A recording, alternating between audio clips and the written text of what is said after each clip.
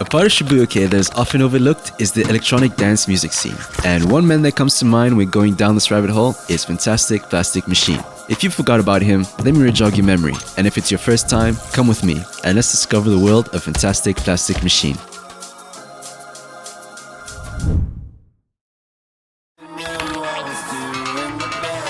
Tomoyuki Tanaka, better known for his stage name Fantastic Plastic Machine or FPM, is a DJ producer who played a massive part behind the scenes within the Shibuya-kei movement, alongside Flipper's Guitar and Pizzicato 5. He had his start in music back in the late 80s, playing as a bassist for a band called Margarine Strikes Back, until eventually shifting towards becoming a regular club DJ in the Kansai area. It wasn't until a good friend of Tanaka, I'm sure we all heard of, Toei, convinced Tanaka that he should get back into recording music. Thankfully, Tanaka took his advice and got to work. And in 1997, he chose the name Fantastic Plastic Machine and released his very first project. The Fantastic Plastic Machine would be the album that introduced the world to FPM. While the cover art and its illustrations did grab attention, it was of course the music that spoke the loudest. The album showcased FPM's creative use of sampling, which was already a common staple in the Shibuya-kei scene, but what set it apart was FPM's unique ability to mix house and dance music while injecting his own roots and musical influences, notably being bossa nova, soul, and funk. In an interview with No Life Paris, he said, "I make music with a very simple purpose. If I can't find music I'm looking for in stores, then I'll just compose it myself."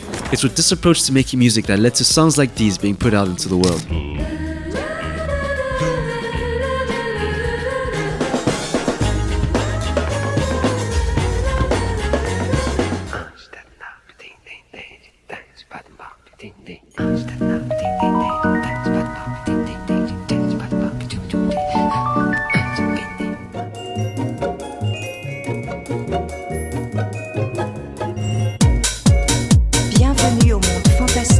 Earlier I mentioned Pizzicato 5, and funny enough, the connection runs even deeper than sampling, since Makinomiya herself actually appears in FPM's debut album, landing her vocals fully in English on Dear Mr. Salesman. We call him Mr. Salesman, what a classic guy. But this was actually not their first encounter. FPM and P5 had already worked together 2 years earlier when he appeared on their 1995 album Romantic 96 on the track Fly High. And Flying High would be the perfect description for what will come next for FPM. His self-titled album Fantastic Plastic Machine would serve as an introduction to a new audience, creating buzz around his name as the album was released across South Korea, Europe, and the US in 1998. In that same year, he would release his second album Luxury, which would cement FPM as a serious artist within the scene, paving the way not only for himself but for Shibuya-kei and other artists on an international scale. With Luxury, FPM would diverge away from the upbeat tunes of his first project, bringing us into a down-tempo universe. The album combines vintage cuts, interesting drum breaks, and perfectly layered vocals throughout, showcased in tracks such as There Must Be an Angel, Lotto, and Bossa for Jackie.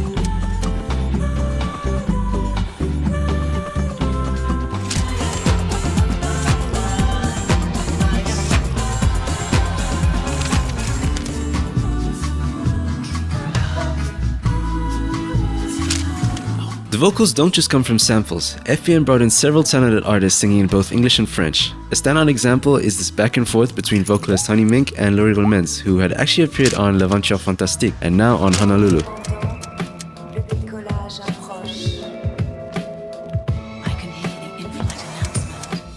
During this time, Shibuya-kei gained international recognition more as a movement than a specific musical style. While many previously associated the genre with Flipper's Guitar's neo-acoustic sound, FPM and Pizzicato 5 transformed Shibuya-kei into something more fashionable and party-oriented, even being the theme to many, and I mean many, commercials and other forms of media, such as FPM having music made for Louis Vuitton's animation film Superflat Monogram and Superflat First Love, as well as providing music for the VAR Uniclock campaign by Uniqlo. And I can't forget Bashirpad, which was actually featured in Austin Powers' film. FPM will continue to grow, DJing across more than 100 cities worldwide. Along the way, he would release a couple more albums, which brings us to his 2001 release, Beautiful.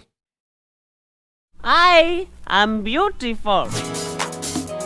In 2001, FPM released Beautiful, an album that continued his hot streak of clever sample techniques over groovy house beats. The album was released with two different cover arts that perfectly set the tone, a butterfly and an artistically drawn face that may seem familiar if you've been paying attention. The standout tracks from this album, two I'm sure you've all heard of, is Whistle Song, a gorgeous 8-minute track that takes Frankie Knuckles' whistle song and transforms it into a soothing bossa nova tune. The song slowly builds up, feeling like it's spreading its wings, and introduces this flute and simple yet memorable melody sung by vocalist Shigeko Suzuki.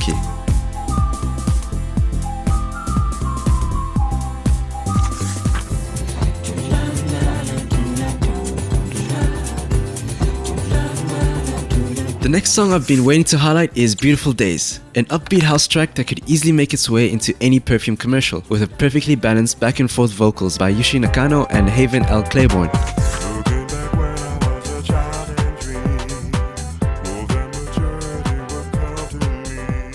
Everything about this song gives you a sense of comfort, from the accompanying music video, its chord progression, and the lyrics. Now while I can't 100% confirm this, in the comments of the video itself, the girl that appears in the video claims to be the very girl in the video and explains how she and her brother actually ended up being cast. Beautiful Days would also be released with different versions of itself, a reprised version as the last track of the album, a female vocal version released a couple years later on the remix album Contact, as well as a garage remix by M-Flow's Taku, though I would have loved to see a male vocal version too.